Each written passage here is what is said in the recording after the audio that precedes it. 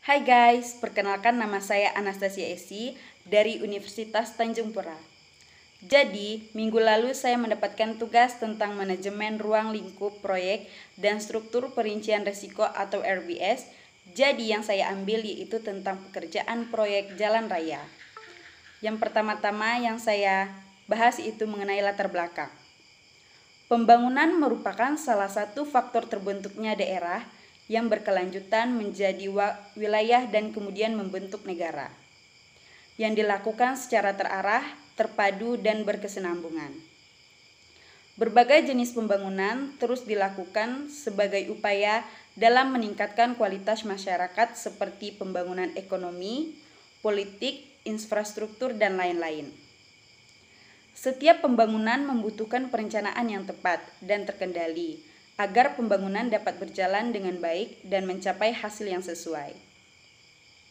Perencanaan tersebut meliputi perencanaan gambar, pengadaan, penyusunan RAB, survei lokasi, dan pelaksanaan pembangunan.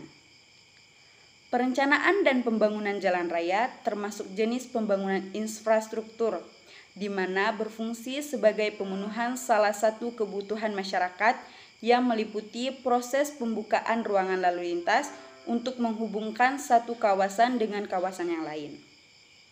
Proses ini melibatkan pengalihan muka bumi, pembangunan jembatan dan terowongan, bahkan juga pengalihan tumbuhan-tumbuhan.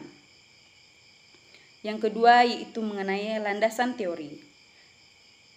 Yang pertama, mengenai infrastruktur jalan.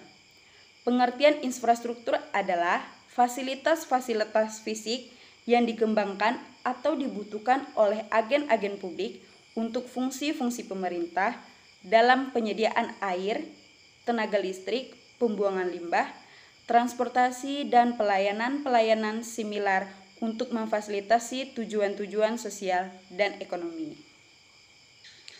Tahap perencanaan jalan raya yang perlu diperhatikan adalah sebagai berikut. Yang pertama yaitu adalah perencanaan gambar.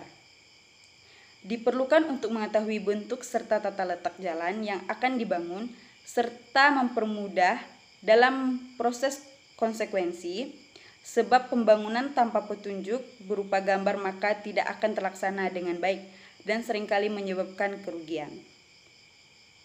Yang kedua yaitu adalah pengadaan. Pengadaan merupakan pelengkap penting dalam pembangunan. Pengadaan dapat dibagi menjadi dua, yaitu adalah pengadaan alat dan pengadaan bahan. Yang ketiga yaitu penyusunan rencana anggaran biaya atau RAB.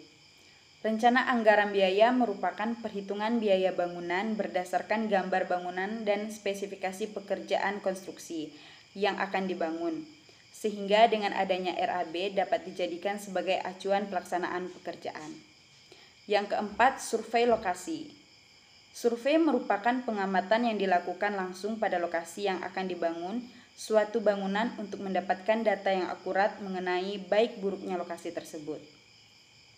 Survei dilakukan sebelum melaksanakan pembangunan karena hasilnya dapat dimanfaatkan sebagai bahan pertimbangan untuk pembuatan rencana dan pengambilan keputusan untuk pembangunan tersebut.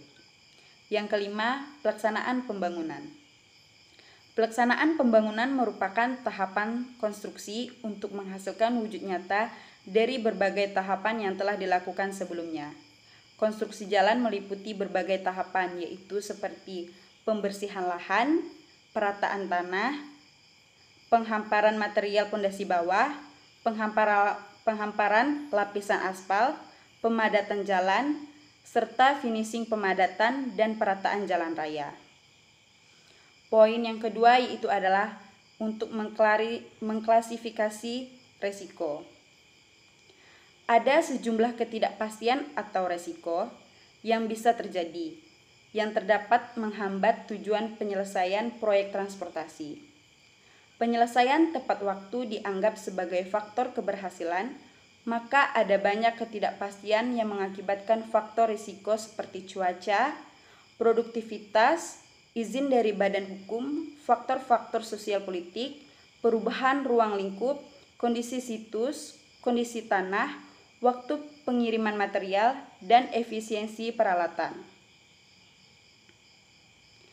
Demikian pula jika kualitas yang sesuai dengan standar dianggap sebagai suatu faktor keberhasilan, maka ada ketidakpastian seperti pengerjaan, keterampilan pengawas, standar pelatihan, dan pelaksanaan di lokasi yang mempengaruhi risiko penyelesaian proyek.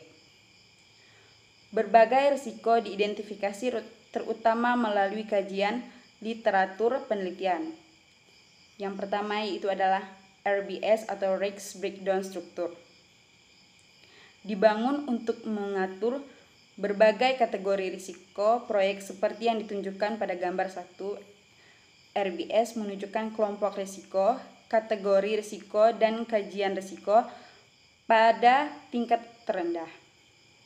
Untuk meningkatkan proses identifikasi risiko, risiko dapat dikategorikan berdasarkan sumber mereka. Risiko proyek dapat dikategorikan sebagai internal maupun eksternal. Risiko internal yang terkait dengan proyek dan biasanya berada di bawah kendali tim manajemen proyek. Di sisi lain, risiko eksternal adalah risiko yang berada di luar kendali dari tim manajemen proyek. Risiko internal yang dimulai di dalam proyek, sedangkan risiko eksternal berasal karena lingkungan proyek. Risiko internal kemudian dibagi menurut pihak yang mungkin menjadi pencetus kejadian risiko seperti pemilik, desainer, kontraktor, dan pihak terkait. Risiko eksternal adalah mereka dimulai di tingkat makro. Demikian dari saya ucapkan terima kasih.